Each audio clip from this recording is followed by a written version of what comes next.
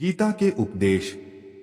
तुम कृष्ण के रूप में हमारा चिंतन करो और अपने युद्ध कर्म करते रहो। अपने कर्मों को हमको अर्पित कर दो तथा अपने मन और बुद्ध को स्थिर कर तुम मुझे निश्चित रूप से प्राप्त कर लोगे। जिसने कहा था मैं ईश्वर की संतान हूं, मोहम्मद ने कहा था वे ईश्वर के संदेश वाहक है। सिर्फ श्री कृष्ण ने कुरुक्षेत्र में छाती ठोक कर रहा था, पार्थ मैं हूं, ईश्वर हूं।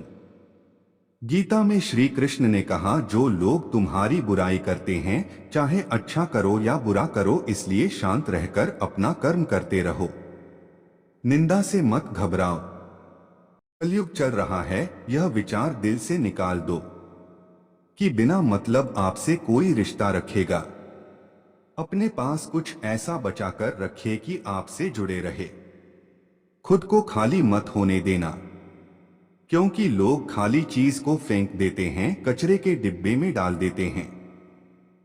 क्रोध क्रोध में केवल एक कठोर शब्द कि इतना जहरीला बना सकता है कि आपके हजार प्यारी बातों को एक क्षण में नष्ट कर देता है।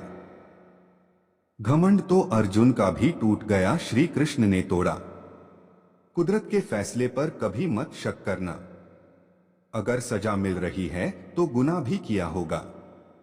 दूध से भर मिट्टी के बर्तन का दर्जा विश्व से भर सोने के बर्तन से ऊंचा होता है। इसी प्रकार मनुष्य की बाहरी सुंदरता से अंदरूनी सुंदरता ज्यादा होती है। संस्कारों का मूल अधिक होता है। अपने बसे खास से धोखा खाने के बाद चाह करके भी किसी पर संपूर्ण प्रतिशत भरोसा नहीं करते। यदि मनुष्य अपराध करने से पूर्ण रूप ही यह विचार कर ले कि इसका अंत कितना कष्टकारी है और पीड़ा होगा, तो ना अपराध होंगे ना ही अपराध की भावना जन्म ले पाएगी।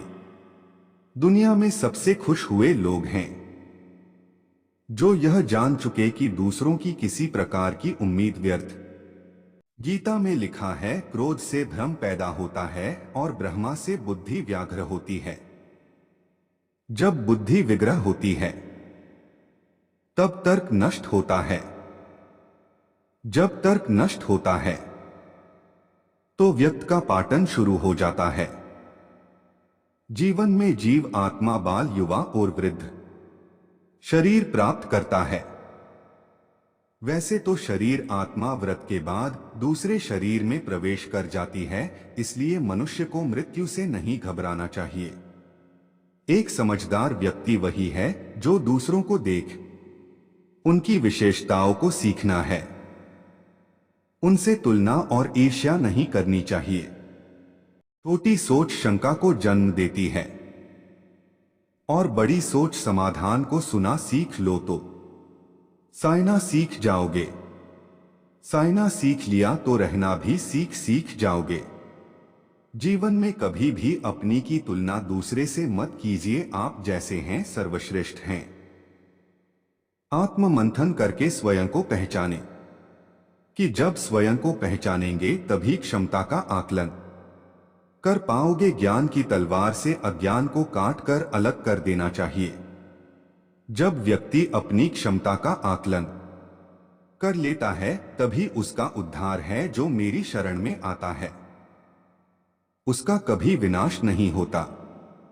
हे अर्जुन, तुम निडर होकर घोषणा करो, संसार में दान जैसी कोई संपत्ति नहीं, लालच जैसा कोई रोग नहीं, अच्छे स्वभाव जैसा कोई आभूषण नहीं और संतोष जैसा और कोई सुख नहीं। कभी भक्ति करने का मन नहीं करता।